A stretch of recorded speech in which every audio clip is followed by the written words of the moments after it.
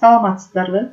Кыргыз-Өзбек университетинин инженердик технологиялык факультетинин компьютердик технологиялар жана энергетика кафедрасынын окутуучусу Адылова Элмира Садыкжановна. Дисциплинанын аталышы маалыматтар базасы. Тема: Microsoft Excel'de маалыматтар базасын анализдөө. Актуалдуулугу: жаңы маалыматтык технологиялар жана видео сабактар бүгүнкү күндө билим алуунун негизги баскычтары болуп калды.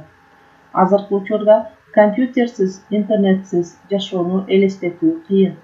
Демек, мультимедиалык электрондук китептерди, видео сабактарды түзүү актуалдуу. Сабактын планы маалыматтар базасы менен электрондук таблицада иштөөнү жана аларды анализдөө. Анализ жүргүзүү. Сабактын максаты топ менен иштөө, бири-бирин угууга тарбияланышат, маалымат базасы жана электрондук таблицалардын мүмкүнчүлүктөрүн колдонууга карата ой жүгүртүүсү. Видео сабакты көрүп, ушул практикалык жумушту аткара алат. Маалыматтарды тандоо. Microsoft Access бул жөнөкөй жана татаал маалымат базаларынын үстүнөн иштөөгө мүмкүнчүлүк түзүүчү ийкемдүү программа болуп эсептелет. Microsoft Access СУБДлардын ичиндеги эң ири популярдуу маалымат базасынын башкаруу системасынын бири болуп эсептелет. Маалымат базасы деп бул бир аттын жардамында кайрылууга мүмкүн болгон байланышкан таблицанын группасы. Реляциондук маалымат базасы бул бирден көп таблицаларды кармап туруучу берилгендердин жыйындысы. Бул таблицалар ар түрдүү таблицаларда кармалган талаалардын жалпы мааниси боюнча байланыштырылат. Excel'дин жардамында маалыматтарды тандоо үчүн төмөнкү иш-аракеттерди аткаруу керек. Данные вкладкасына кирип, фильтр тандап, андан кийин сортировка и фильтр өтөбүз. Төмөнкү көрсөтүлгөндөй аткарабыз.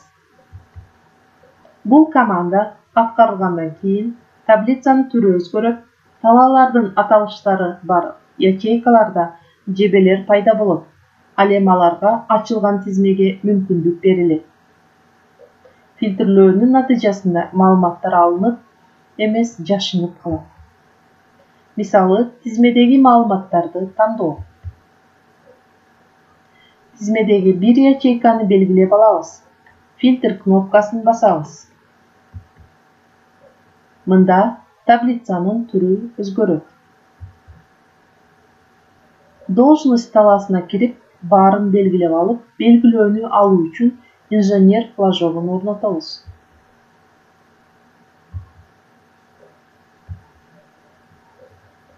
Ачылган терезеден колдонуучу автофильтрдин чыпкалоочу шарттарды көрсөткүлө. Критерийдин аталышын оң жагында жайгашкан тилкеде инженерди териңиз же тизмеден ушул пунктту тандаңыз. Сиз тандаган тандоо критерийлерди тастыктоо үчүн баскычын басыңыз. Маалыматтарды сорттоо.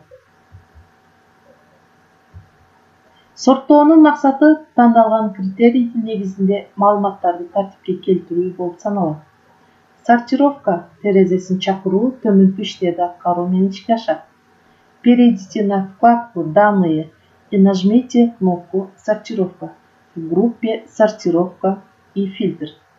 Перейдите на вкладку «Главное», нажмите кнопку «Сортировка» и «Фильтр» в группе «Редактирование» и выберите команду «Настраиваемая сортировка» в меню. Сортировка терезесинен 3 талаа боюнча маалыматтарды сорттоого болот. Сортировать по поле порядок, по возрастанию или по убыванию. Билимдерди текшерүү үчүн, бышыктоо үчүн суроолор турат бул жерде.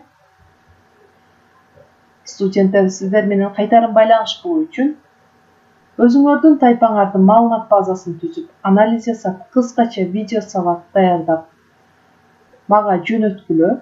Жана бул жерде тест даярдалган. Бул тестке ушул ссылка аркылуу кирип, өзүңөрдүн билимиңерди tekşerip alsaňar bolat. Koldanylgan karajatlar PowerPoint programmasy, Bandicam programmasy. Çoň rahmat.